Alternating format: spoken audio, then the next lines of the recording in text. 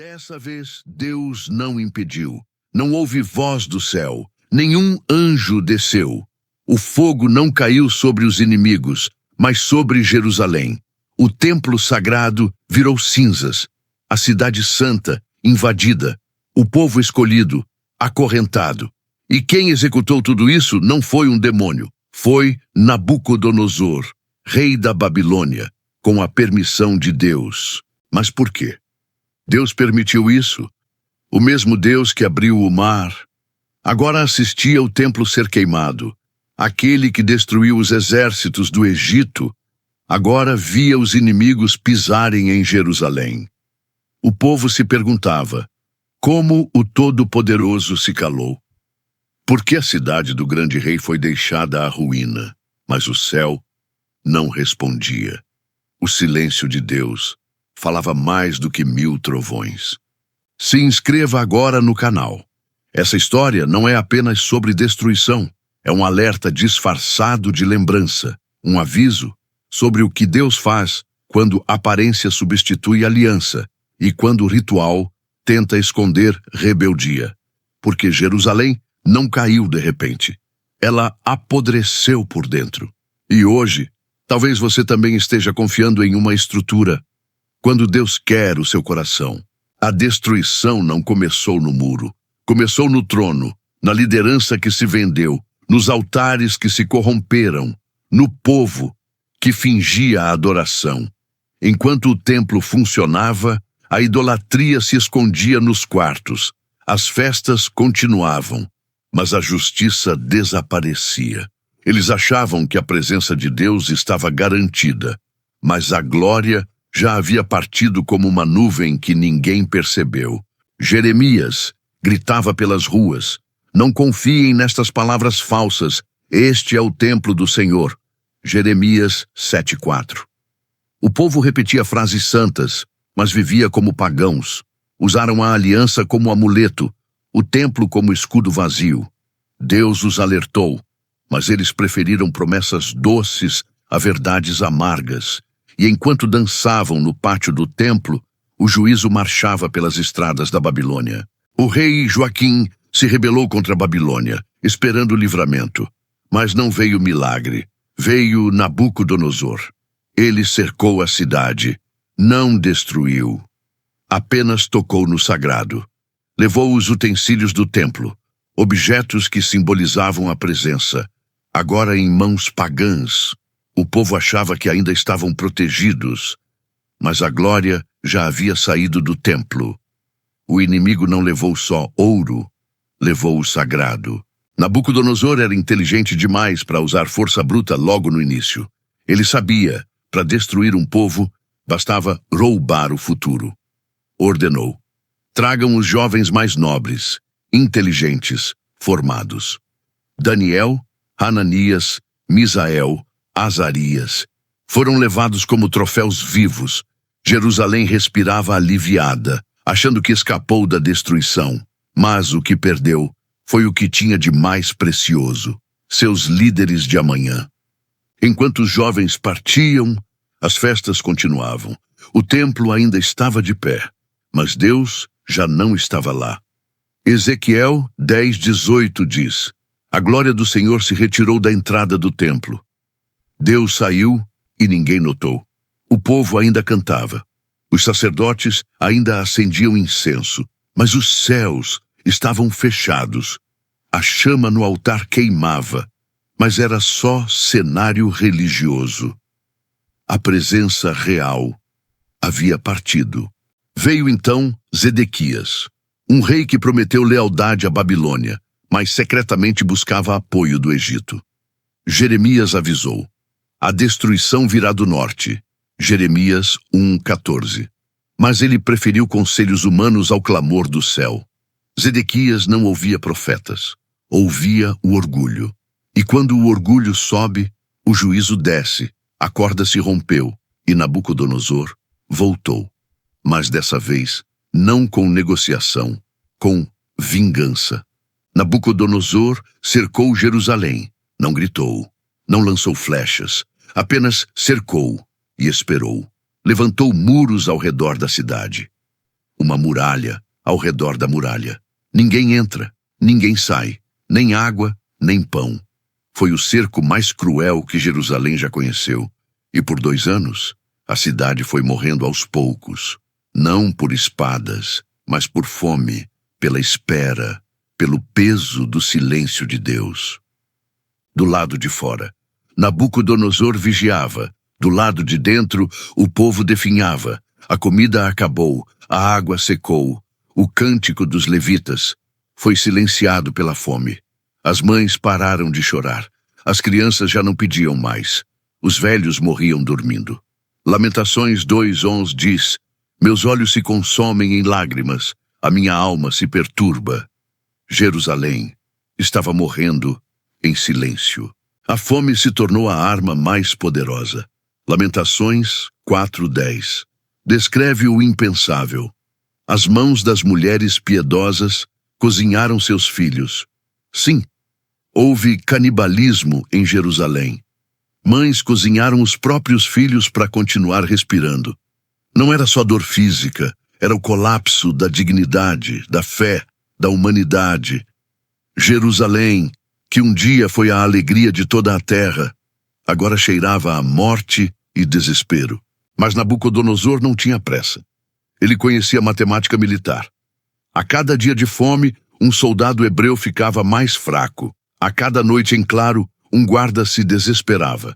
Enquanto o povo tentava sobreviver, os engenheiros babilônicos escavavam os muros. Jeremias 32:24 revela: eis que já chegaram à cidade os cercos para a tomar.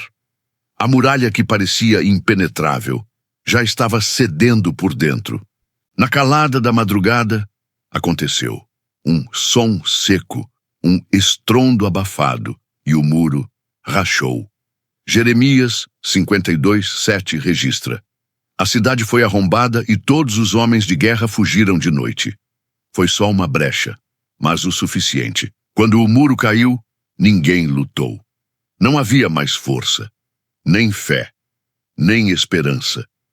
O que caiu de fora já havia desabado por dentro. Zedequias fugiu. Saiu pelos fundos, entre sombras, como um rei sem coroa. Deixou a cidade e tentou escapar pelos campos de Jericó, mas foi alcançado, preso e levado até o trono de Nabucodonosor. Ele achou que teria julgamento, mas recebeu algo muito pior. O rei da Babilônia não queria justiça, queria vingança simbólica. Queria que todo Israel tremesse. 2 Reis 25:7 descreve: degolaram os filhos de Zedequias diante de seus olhos e vazaram os olhos de Zedequias. A última imagem que ele viu foi o sangue de seus próprios filhos, uma geração inteira, exterminada diante do pai. Zedequias, o rei que desprezou a aliança, foi levado cego, humilhado e acorrentado até Babilônia. E com ele foi levada a esperança política de Judá. Restava apenas a dor. As tropas não pararam nos portões. Elas queriam o coração de Jerusalém, o templo de Salomão, o lugar onde a glória habitava, onde a arca repousava, onde a fumaça do incenso subia. Agora seria consumido pelo fogo. 2 Reis 25:9 afirma: e queimaram a casa do Senhor, a casa do rei e todas as casas de Jerusalém. O altar virou cinzas, o véu rasgou-se em fumaça, e o sagrado virou escombros. O ouro das colunas foi arrancado. Os utensílios do Santo dos Santos saquearam. O que havia sido consagrado por gerações, agora era peso para carroças pagãs. Lamentações 2:7 diz: rejeitou o Senhor o seu altar, aborreceu o seu santuário. A cidade que carregava o nome de Deus foi queimada diante dos próprios levitas. Não houve trovão. Não houve juízo contra os invasores, porque Deus já havia se retirado. O templo caiu, mas o coração deles caiu primeiro. Então começou a marcha da vergonha. Homens, mulheres e crianças acorrentados. O povo que saiu do Egito em liberdade, agora marchava rumo à Babilônia como escravo. Atrás, a fumaça de Jerusalém. À frente, o silêncio do desconhecido. O povo escolhido, agora rejeitado, sem templo, sem rei, sem terra. E talvez o mais triste, sem glória. Mas mesmo assim, Deus ainda não havia encerrado a história. Na Babilônia, não havia altar, mas havia lembrança. Não havia sacrifício, mas havia saudade. E ali, entre os cativos, a palavra de Deus continuou viva. Ezequiel começou a profetizar. Daniel se manteve firme.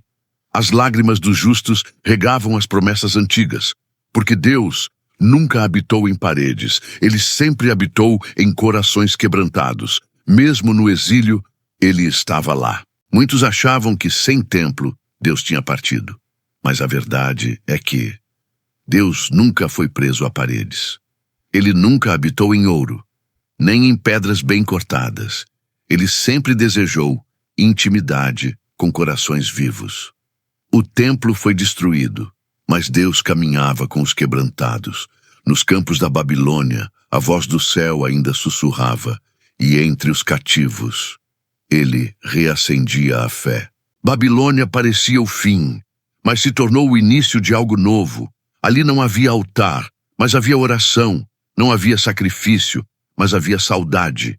E às vezes, é na ausência que o coração acorda. Deus começou a levantar altares vivos no meio do deserto, e o que parecia derrota se tornou o solo de uma fé mais profunda, mais pessoal, mais verdadeira. Às vezes, Deus permite que tudo desmorone, para que você descubra que Ele nunca pediu performance. Ele não quer suas paredes, quer seu coração.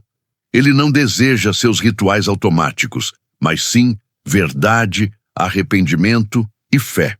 Jerusalém caiu, mas a aliança de Deus permaneceu, porque o que desaba por fora pode ser o começo da restauração por dentro. Talvez hoje você esteja em ruínas, sentindo que perdeu tudo, distante da presença, com saudade do que já viveu com Deus. Mas e se essa Babilônia for o seu recomeço?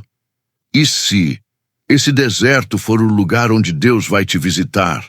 Não é o fim, é o convite, porque ainda que você tenha sido quebrado, Deus é especialista em recomeços. Se essa história falou com você, não ignore, porque às vezes é no colapso que Deus fala mais alto. Talvez você esteja em Babilônia agora, mas não está só.